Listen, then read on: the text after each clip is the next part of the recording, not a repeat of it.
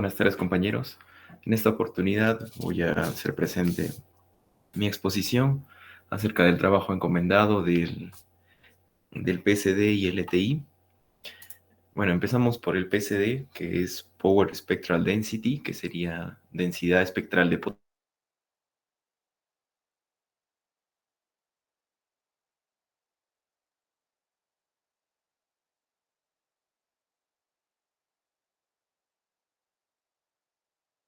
para el comportamiento de una señal en un dominio de frecuencia, ya que los cambios son más fáciles de distinguir que en el dominio del tiempo. Esto es algo que también vimos con el anterior trabajo de la transformada discreta de Fourier.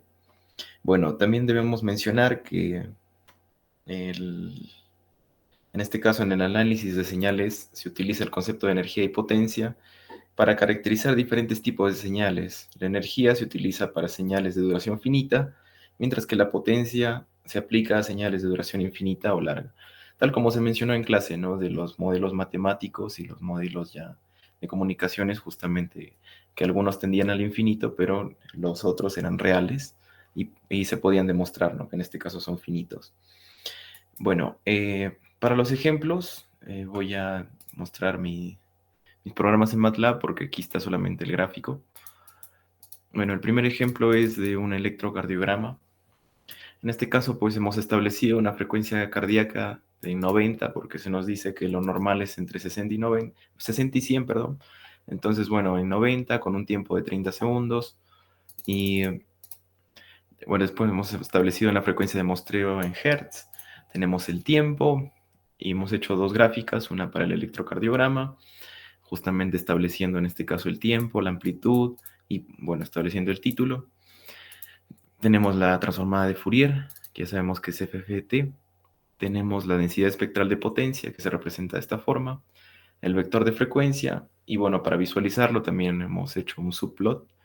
Y esta es la fórmula que se utiliza en este caso para los hertz, para los decibelios. Y tenemos frecuencia, densidad espectral de potencia. Esto es más que nada los títulos, ¿no? Que vemos aquí.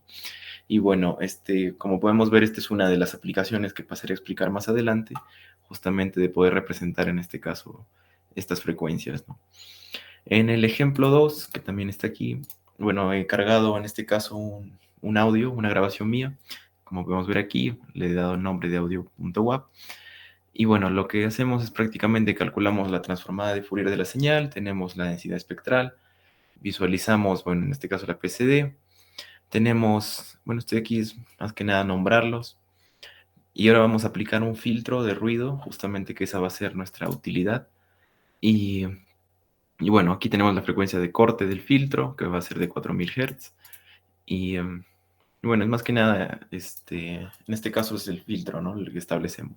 Como podemos ver aquí, está representado de acuerdo a la densidad espectral de potencia en decibelios. Para el tercer ejemplo, bueno, que ya estaba aquí, vamos a tener otra, en este caso otro audio. Es un audio más espaciado, diferente al anterior. Y bueno, como podemos ver en la gráfica, aquí se nota justamente los espacios que mencionaba. Y bueno, lo primero que vamos a hacer es cargar el audio, obviamente. Vamos a obtener la señal. Calculamos en este caso utilizando Welch, que es una función de MATLAB, la que nos sirve justamente para calcular la estimación del espectro. Y lo que hace es promediar o sacar un promedio de las estimaciones del espectro y convertimos la frecuencia a kilohertz, graficamos, en este caso dos subplots. Obviamente, bueno, en el primero consideramos la forma de onda del audio y en el segundo ya la densidad espectral de potencia del mismo audio, ¿no? Bueno, para el cuarto ejemplo que podemos ver aquí, tenemos en este caso hemos establecido parámetros de señales. Bueno, tenemos la frecuencia 1, que es en 70 Hz, la frecuencia 2 en 150, la frecuencia 3 en 280. Generamos la señal. Bueno, el seno, esta es la fórmula, que también se habló de esto en el anterior trabajo, justamente porque se buscaba una diferencia, y es por eso que multiplicamos por el 0.5 en este caso. Y bueno, calculamos la PSD utilizando justamente la transformada de Fourier, utilizamos la función apps, utilizamos el length, y definimos nuestro vector de frecuencia correspondiente a, en este caso, a la PSD, ¿no? Tenemos otra vez los dos subplots, justamente para denotar la diferencia de la gráfica principal y la densidad espectral de potencia. que bueno, la frecuencia la tenemos en hertz. Y bueno, y también hemos graficado la magnitud, ¿no? Para que se observe justamente cómo se representa dicha densidad. Después de esto podemos pasar ya a los sistemas lineales invariables en el tiempo, o en inglés que es Linear and Time Invariant, por eso se le llama LTI.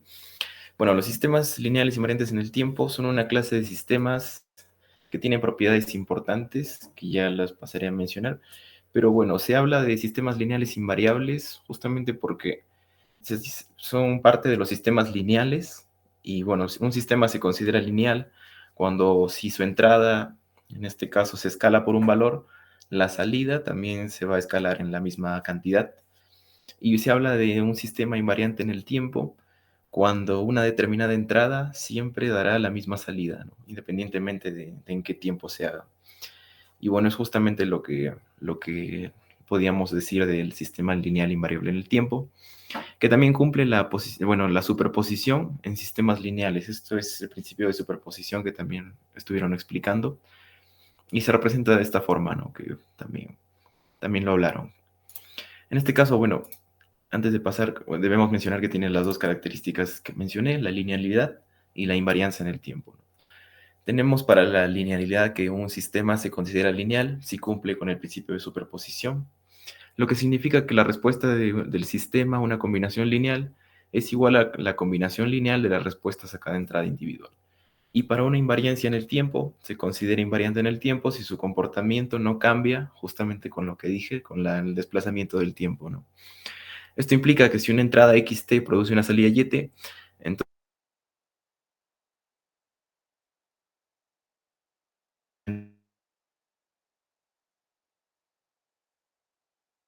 el, bueno, este aquí es el desplazamiento en el tiempo, ¿no? Y en los ejemplos, bueno, también está en MATLAB. En este caso, pues para el primer ejemplo solamente hemos definido, en este caso, dos señales de entrada y hemos calculado la convolución. Prácticamente aquí se va a hablar de esta función. Vamos a tratar en su mayoría de la convolución, justamente porque es lo que nos ayuda en este caso, pues, a filtrar o a obtener los datos que necesitamos, ¿no? En este caso tenemos las dos señales de entrada, que son 1, 2, 3, 4 y 0.5, 0.5. Aquí podemos ver que varía de 1 en 1, justamente X. Y bueno, tenemos H, que varía de 0.5, como podemos ver aquí. Y bueno, graficamos las señales. En este caso aplicamos la convolución y vamos a obtener prácticamente justamente la convolución de estas dos señales, ¿no? De estas dos señales de entrada. Para el siguiente ejemplo, bueno, hemos considerado un vector de tiempo, donde tenemos la señal original. Hemos creado un vector ruido, que he visto que algunos lo han cargado. Bueno, en este caso me imagino que lo han grabado o lo han descargado. Pero bueno, aquí lo hemos creado, como se diría matemáticamente. Hemos hecho la señal con ruido, que bueno, lo hemos sumado. Después hemos establecido, bueno, los títulos y prácticamente hemos graficado, ¿no? En este caso, primero la señal con ruido, como podemos ver aquí, la respuesta impulsiva del sistema, ya aplicando en este caso el ruido, y la señal de salida del sistema, ¿no? Que es ya aplicando la convolución.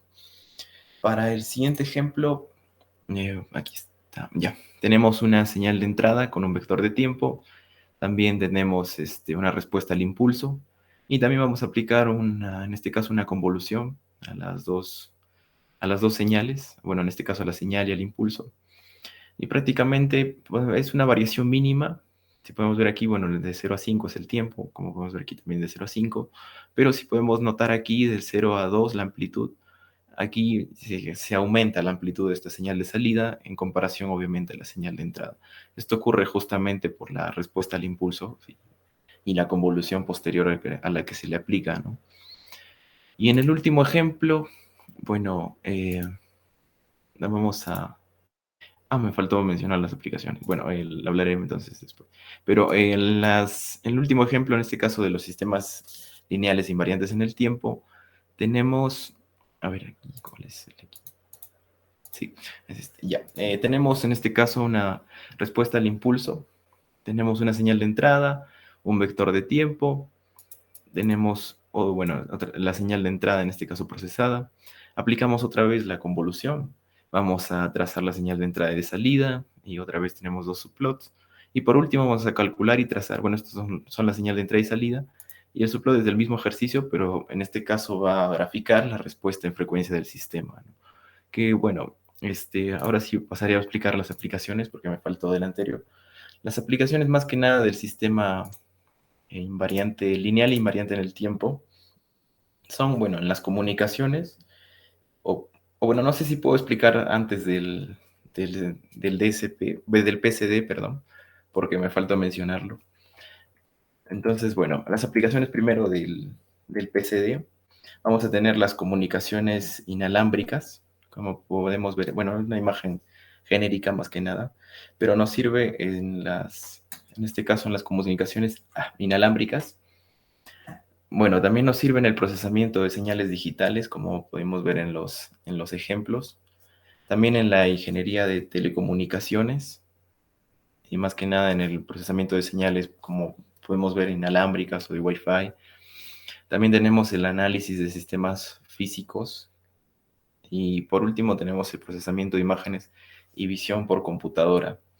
Más que nada lo que podemos ver del PCD es que al utilizar, por ejemplo, la función Welch, podemos obtener en este caso la potencia media y las estimaciones del espectro de potencia, lo cual nos sirve más que nada para poder entender en este caso un sistema o un sistema de señales, justamente porque también en las comunicaciones inalámbricas, por ejemplo, en el diseño y análisis de sistemas, el PCD nos serviría para evaluar, en este caso, qué eficiencia espectral tenemos o el rendimiento, en este caso, de justamente de las señales que estamos evaluando, ¿no? Y por último, en el procesamiento de imágenes y, bueno, el procesamiento de imágenes y visión por computadora, tenemos que nos ayuda, por ejemplo, en este caso, como mostró mi compañero Yeltsin, si no me equivoco, en el caso de aplicar filtros, de aplicar se le llama suavización, de suavizar una imagen, de filtrarla. Esto nos sirve mucho, en este caso, justamente aplicando en el PCD, ¿no? Y por último, en el sistema lineal invariante en el tiempo, bueno, también tenemos aplicaciones parecidas, pero en este caso, pues, cambia más que nada el cómo se va a aplicar, ¿no? Primero tenemos, en este caso, las comunicaciones, y bueno, los sistemas LTI nos van a servir porque permiten la transmisión y la recepción de las señales, como podemos ver, una señal de entrada no puede variar a una señal, o sea, la misma señal de entrada tiene que ser la misma señal de salida. Tenemos también en aplicaciones como la telefonía, las redes de datos, los sistemas inalámbricos, transmisión de radio y televisión. En el procesamiento de audio y video también, porque, por ejemplo, en el funcionamiento de amplificadores, tal como mencionamos ahí en el ejemplo, en los filtros, en los osciladores, sistemas de control. Los sistemas LTI más que nada permiten el procesamiento de las señales eléctricas de manera eficiente y precisa, ¿no? También tenemos el procesamiento de imágenes y visión por computadora. Más que nada, pues podemos obtener en este caso la detección de bordes, la segmentación de objetos, también esto es algo que nos permite el LTI, el reconocimiento facial y el seguimiento de movimientos, ¿no? Estos son los principales.